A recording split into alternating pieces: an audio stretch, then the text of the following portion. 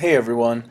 What I want to do today is I want to go ahead and show you how to log into Nearpod using the account that you created from the previous screencast that we did, and go ahead and log in and begin creating and developing lessons that are going to help improve student engagement within your classroom.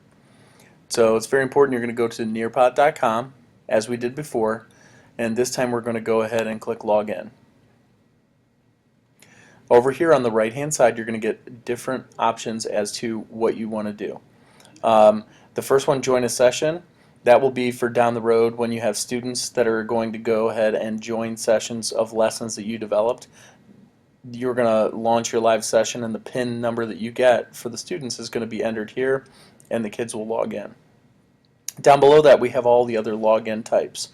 You can log in with a Nearpod account, you can log in with your Google account, or you can log in with your Office 365 account.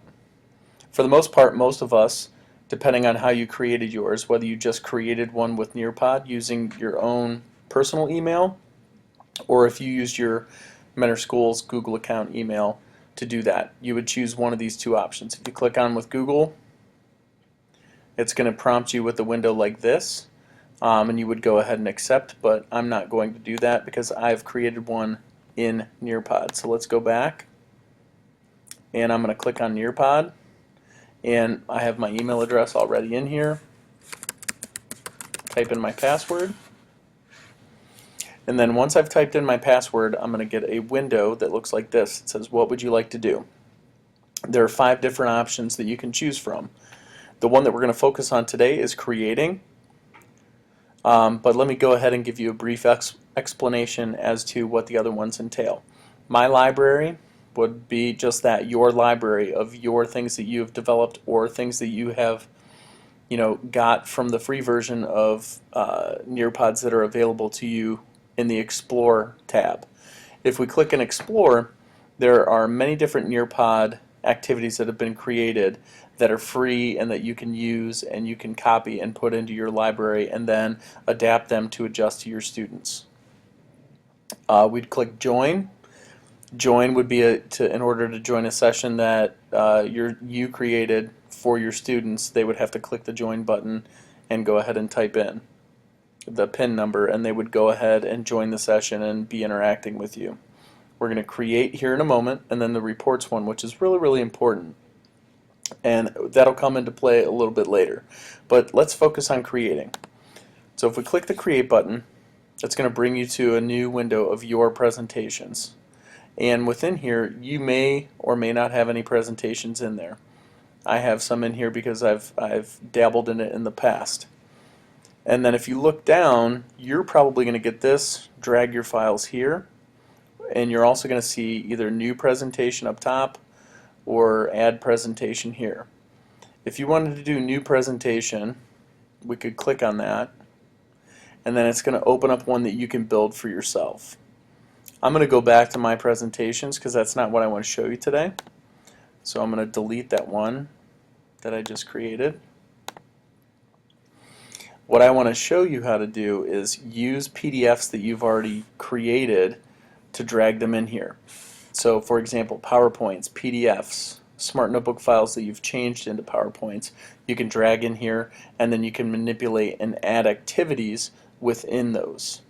So I already have one that I just saved, and I'm going to go ahead and grab it off my desktop for balancing equations, and then I'm going to drag it here. This little window is going to open up, and then we release it.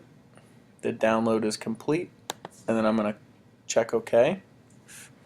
And once I click OK, that's going to open me up to where I can interact with my new presentation. And interacting with the new presentation means I can move, whoopsie, I can uncheck all of these, and then I can manipulate them and move them around. So if I don't necessarily like the order of the slides, I could change the order of the slides. So if you click on the big plus button that says add slide, you're going to get 3 different options. You can add content, you can add content from the web, and this is free. I've never really used it, so I'm going to skip that today. Or you can add activities. I've used activities a lot, and they're very, very helpful. So for example, if you click on Add Activity, you're going to get options. You can do open-ended questions, you can do a poll of the students, you can do quizzes, or there's the Draw It app. In the Draw It app, you could go ahead and add an image, for example, geography. And I do the image of the continents and all the oceans, but they're blank. And I say circle the area where the Atlantic Ocean is on the map. And the kids would circle that using their trackpad on their MacBooks, or their trackpad on their Chromebooks, or if they were using their own iPads, they could do that just with the finger on their screen. Here's a free trial that I haven't really messed with, the matching pairs. And then there's also a fill in the blanks free trial. So you could click on any one of these and then it's going to prompt you to add things to it in order to put that activity in. So let me just show you what you could do. So if I wanted to do an open-ended question, I could say who, or I could say which team do you like better, Ohio State or Michigan, and why or why not? And then we could click Save. And then now I have this activity and I can put it wherever I want in the presentation that I've created. And when I'm done at the end, right, I want to make sure that the last thing I do is publish. So if I go now over to here and I go back to my presentations, right, just to make sure to show you, I can open that and I can still edit it. Once I publish it, then I cannot add changes or make changes to that document. So it's really, really important that when you're done, it saves automatically here, and when you come back the next time, until you publish it, you can then edit it and move these slides around. Maybe I add another slide and I don't think that fits there and I want to move it somewhere else. So those are adding the activities. You can also add content. So the content, you can add PDFs, as slides from other things that you have in your files. You could add a video. You could do audio recordings. You could add a slideshow. The PDF viewer, like I said, the free trial things I haven't used before, so I'm not really sure how to do those things. But these are just options that you have that are available to you when you're creating your Nearpod accounts or presentations. I'm sorry. Hopefully you've found this interesting and this has given you some indication of how you want to go about things when you're creating your Nearpod experiences for your students in the future.